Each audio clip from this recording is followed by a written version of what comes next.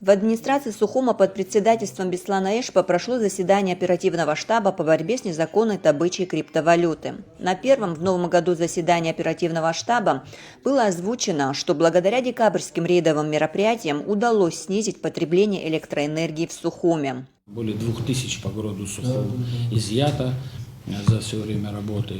Огромное количество мест проверено, выявлено.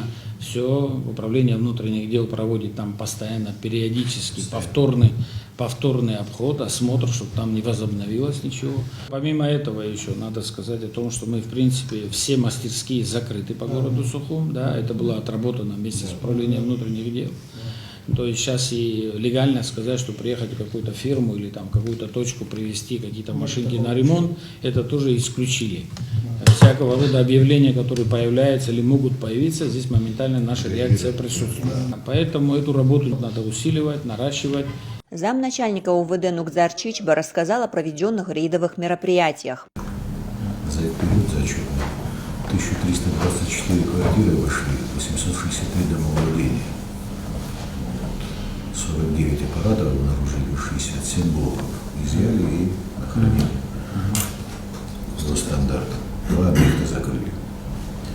Каждодневно рейдовые мероприятия. На все телефонные звонки реагируем. Прошу эту работу не останавливать. На законодательном уровне приняты необходимые нормативные документы, которые запрещают использование машинки для добычи. Энергонадзор, как вы?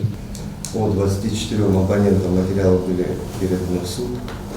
Предполагаемая сумма штрафа, которая должна быть изыскана в пользу бюджета республики, это 1 250 000. Меньше потребления, но больше потерь. Такова реальность. На совещании энергетики с сожалением констатировали, что снижение потребления электроэнергии по городу Сухум нивелируется техническими потерями, которые происходят из-за изношенности сетей. При доставке электроэнергии от Черноморэнерго до конечного потребителя в год теряется более 100 миллионов киловатт-часов. За январь текущего года, расход электроэнергии 82 миллиона 579 тысяч 206 киловатт-часов, из них 16 миллионов 505 тысяч это технические потери. По словам участников совещания, модернизация электросетей позволит сбалансировать показатели потребления электроэнергии. Есть сети, кабельные линии в городе Сухум, особенно очень, скажем, 45-х годов, 50-х годов пропускная способность сечения не соответствует уже нынешним условиям развития уже, скажем так. С одной стороны дает результаты, да, общие имеются в виду и приборы учета, и контрольные мероприятия, и все остальное. Но при всем при этом у нас растут естественные потери, я в кавычках говорю естественные потери, потому что не доходит полученное электричество от Черноморэнерго до потребителя.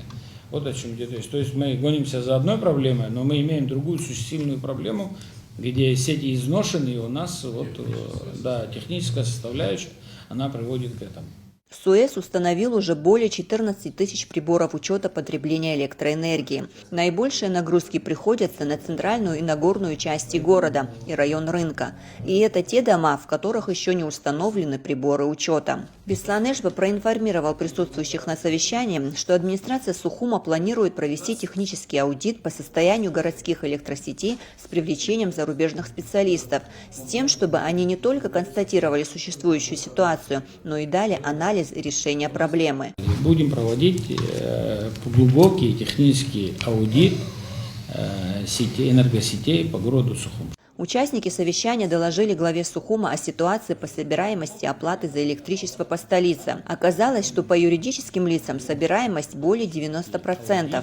Чего не скажешь о физических лицах. Амрамич Алексея Гухава, пресс-служба администрации города Сухум.